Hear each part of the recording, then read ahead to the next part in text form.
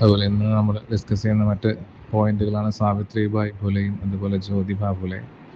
ഇന്ത്യയിലെ എഡ്യൂക്കേഷണലിസ്റ്റിനെ കുറിച്ചാണ് നമ്മൾ പറയുന്നത്. ഇന്ന് നമ്മൾ ഡിസ്കസ് ചെയ്തത് ഫോറിൻ എഡ്യൂക്കേറ്റേഴ്സിനെ കുറിച്ചാണ്. ഇന്ന് എഡ്യൂക്കേഷണൽ ഫിലോസഫി ഓഫ് ഇന്ത്യയിൽ സ്റ്റാർട്ട് ചെയ്യുന്ന സാവിത്രിബായ് ഫുലെ അതുപോലെ ജ്യോതിബ ഫുലെ. ഇവർ രണ്ടുപേരും സോഷ്യൽ റിഫോമേഴ്സ്, പയനീറിങ് സോഷ്യൽ റിഫോമേഴ്സ് എന്ന് പറയും. സോഷ്യൽ റിഫോർമേഷൻ സ്റ്റാർട്ട് ചെയ്തത് ഇവരൊക്കെയാണ്. അതുപോലെ എഡ്യൂക്കേഷണൽ ഫിലോസഫിയും സ്റ്റാർട്ട് ചെയ്തത്, ഇന്ത്യയിൽ സ്റ്റാർട്ട് ചെയ്തത് ഇവർ രണ്ടുപേരുമാണ്. അപ്പോൾ അവർ അന്നത്തെ സാമൂഹിക അവസ്ഥയും എഡ്യൂക്കേഷൻ ഇനീക്വാലിറ്റീസൊക്കെ നമുക്കറിയാം. ജാതിയുടെ പേരിലും മതത്തിൻ്റെ പേരിലുമൊക്കെ വർഗത്തിൻ്റെ പേരിലുമൊക്കെ ചിലർക്ക് എഡ്യൂക്കേഷൻ കിട്ടണം, ചിലർക്ക് എഡ്യൂക്കേഷൻ കിട്ടാൻ, അതായത് ഹയർ ക്ലാസ്സിന് എഡ്യൂക്കേഷൻ കിട്ടണമെന്നും ലോവർ ക്ലാസ്സിന് എഡ്യൂക്കേഷൻ കൊടുക്കാൻ പാടില്ല എന്നൊക്കെ പറയുന്ന സമൂഹത്തിലാണ് അവർ ജീവിച്ചിരുന്നത്. അപ്പോൾ അതിനെതിരെയൊക്കെ ഫൈറ്റ് ചെയ്തവരാണ് ഇവർ രണ്ടുപേരും. അപ്പോൾ സാവിത്രിബായ് ഫുലെയെ കുറിച്ച് പറയുകയാണെങ്കിൽ ഇന്ത്യയിലെ ആദ്യത്തെ ഫീമെയിൽ ടീച്ചറാണ് സാവിത്രിബായ് ഫുലെ എന്ന് പറയുന്ന വ്യക്തി. അതുകൊണ്ട് തന്നെ ഗേൾസ് എഡ്യൂക്കേഷൻ്റെ ചാമ്പ്യൻ എന്ന് തന്നെയാണ് അദ്ദേഹത്തിന് അറിയപ്പെടുന്നത്.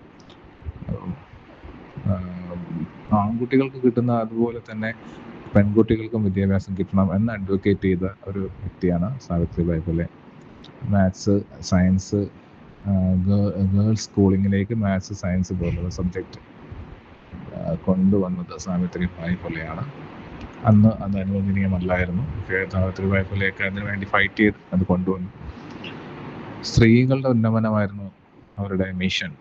അതുപോലെ പാട്രിയാർക്കൽ നോംസ്, പാട്രിയാർക്കി നിങ്ങൾക്കൊക്കെ അറിയാം, പുരുഷ മേധാവിത്വം എന്ന് പറയാം മലയാളത്തിൽ, അതിൻ്റെ വെല്ലുവിളികളെ എതിരെ ഫൈറ്റ് ചെയ്യുക, അതുപോലെ ഗേൾസിന് കൂടുതൽ എഡ്യൂക്കേഷണൽ ഓപ്പർച്യൂണിറ്റീസ് കൊടുക്കുക, അതൊക്കെയാണ് സാവിത്രിബായ് ഫുലെയുടെ ഐഡിയാസ്.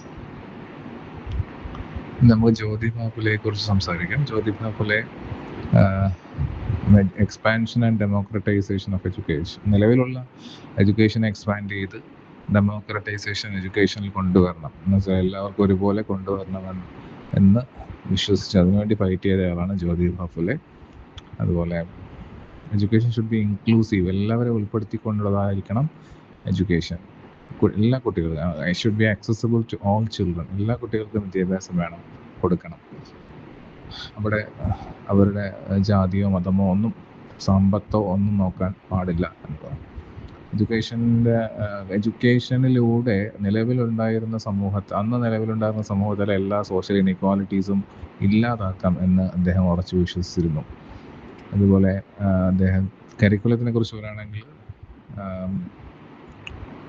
അന്നത്തെ മാർജിനലൈസ്ഡ് കമ്മ്യൂണിറ്റീസ്, മാർജിനലൈസ്ഡ് വെച്ചാൽ അന്ന് മാറ്റി നിർത്തപ്പെട്ട സമുദായങ്ങൾക്ക് വേണ്ടിയിട്ടുള്ള ഒരു കരിക്കുലമാണ് അദ്ദേഹം ഡിസൈൻ ചെയ്ത് വെച്ചിരുന്നത്. അപ്പോൾ അത് തന്നെയാണ് അദ്ദേഹം ഇംപ്ലിമെൻ്റ് ചെയ്തത്. അദ്ദേഹം ഒരു 1848 ഗേൾസിന് വേണ്ടിയിട്ട് സ്കൂൾ തുടങ്ങിയിട്ടുണ്ട്. ഗേൾസ് എഡ്യൂക്കേഷൻ അന്നത്തെ സമൂഹത്തിൽ പലർക്കും കിട്ടിയിട്ടില്ല ഗേൾസിന്, അപ്പോൾ അതിന് വേണ്ടിയിട്ടാണ് അദ്ദേഹം അങ്ങനൊരു സ്കൂൾ തുടങ്ങിയതും. അതുപോലെ ലോവർ കാസ്റ്റിനും വിദ്യാഭ്യാസം ഇല്ലാതെ മാറ്റി നിർത്തപ്പെട്ടവർക്കെല്ലാം വേണ്ടി സ്കൂൾ തുടങ്ങി എന്നുള്ളതാണ് അദ്ദേഹത്തിൻ്റെ പ്രത്യേകത. അപ്പം കാരണം സ്കൂളുകൾ വന്നു കഴിഞ്ഞാൽ എഡ്യൂക്കേഷനിലൂടെ, വിദ്യാഭ്യാസത്തിലൂടെ സോഷ്യൽ ചേഞ്ച് കൊണ്ടുവരാൻ പറ്റും, സൊസൈറ്റിക്ക് മാറ്റം കൊണ്ടുവരാൻ പറ്റും, മാർജിനലൈസ് ചെയ്യപ്പെട്ടവരെയൊക്കെ എംപവർ ചെയ്യാൻ പറ്റും. അതുപോലെ കാസ്റ്റ് സിസ്റ്റത്തിനെ, ജാതി സമ്പ്രദായത്തിനെ കംപ്ലീറ്റ്ലി ഇല്ലാതാക്കാൻ പറ്റുമെന്നൊക്കെ അദ്ദേഹം വിശ്വസിച്ചിരുന്നു. അപ്പോൾ ഇവർ രണ്ടുപേരും അവരുടെ കോമൺ ആയിട്ട് ഉള്ള കുറച്ച് കാര്യങ്ങളാണ് നമ്മൾ പറഞ്ഞത്. സോഷ്യൽ റിഫോമാണ് അവരുദ്ദേശിച്ചത്, എഡ്യൂക്കേഷൻ കൊണ്ട് ഉദ്ദേശിച്ചത്. ഓരോ കാലഘട്ടത്തിലും എഡ്യൂക്കേഷൻ്റെ ലക്ഷ്യം മാറി വരും.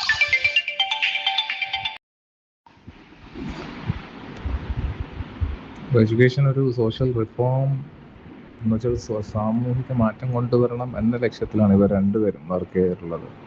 അക്കാഡമിക് നോളജ് മാത്രം കുട്ടികൾക്ക് ഉണ്ടാക്കുകയല്ല ലക്ഷ്യം, മറിച്ച് കുട്ടികളിൽ ക്രിട്ടിക്കൽ തിങ്കിങ്, അതായത് നിലവിലുള്ള സാഹചര്യം തെറ്റാണെന്നും സമൂഹത്തിന് മാറ്റം വേണമെന്നും അവരെ ചോദിക്കാൻ കുട്ടികളെ പഠിപ്പിക്കണം. ഇക്വാലിറ്റിക്ക് വേണ്ടി, ജസ്റ്റിസിന് വേണ്ടി വർക്ക് ചെയ്യണം എന്നൊക്കെ ഉള്ള മെസ്സേജ് കൊടുത്ത് സമൂഹത്തിൽ മാറ്റങ്ങൾ കൊണ്ടുവരാനാണ് എഡ്യൂക്കേഷൻ കൊണ്ട് അവർ ഉദ്ദേശിച്ചത്.